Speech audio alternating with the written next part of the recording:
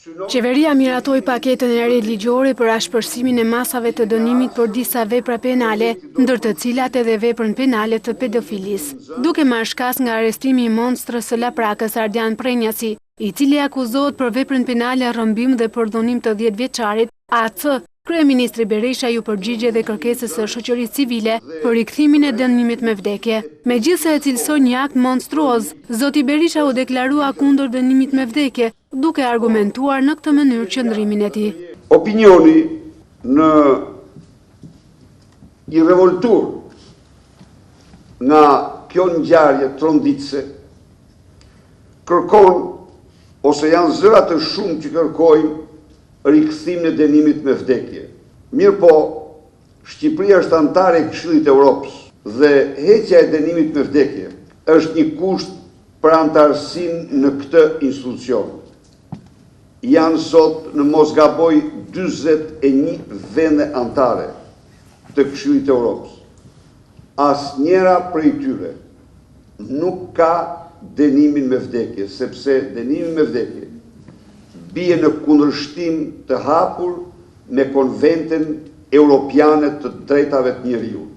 Dhe Shqipëria nuk mund të bëjë hapa të cilat e nxjerrin atë jashtë Këshillit të Evropës. Gjatë hartimit të ndryshimeve në kodin e procedurës penale të paraqitur nga Ministria e Drejtësisë, Kryeministri Berisha pranoi se për masën e ndëshkimit të kësaj vepre penale është diskutuar gjatë nga ekzekutivi. Vrasja e fëmijëve, pedofilia,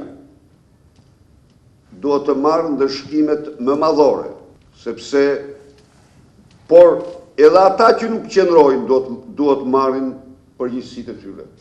Po vetëm 2-3 vjet më parë janë propozuar metoda shumë të veçanta të qëndrimit ndaj pedofilëve, gjerë në sterilizimin e tyre kimik. Po, çka e vërteta është që ne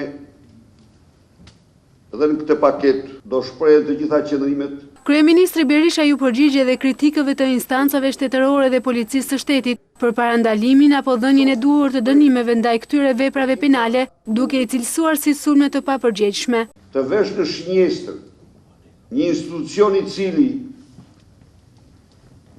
ka në mënyrën më të hapur, më transparente, shkallën më të lartë të zbulimit dhe ndëshkimit, do të thotë ose je i verbë dhe fanatik në rrafshin politik, ose pastaj nuk ke nocionet më elementare se cili është funksionimi i shtetit ligjor, cilit janë treguesit e funksionimit të tij. Natyrisht ka vend për ta përmirësuar. Paketa re ligjore e miratuar në mbledhjen e qeverisë parashikon ashpërsimin e masës së ndëshkimit për disa vepra penale, vrasjen e zyrtarëve të policisë, vrasjen për gjakmarrje, si dhe vrasjen dhe dhunimin e grave dhe fëmijëve. Kjo paketë re ligjore pritet të futet menjëherë për shqyrtim në komisionit parlamentare dhe më pas miratimin e saj në kuvend.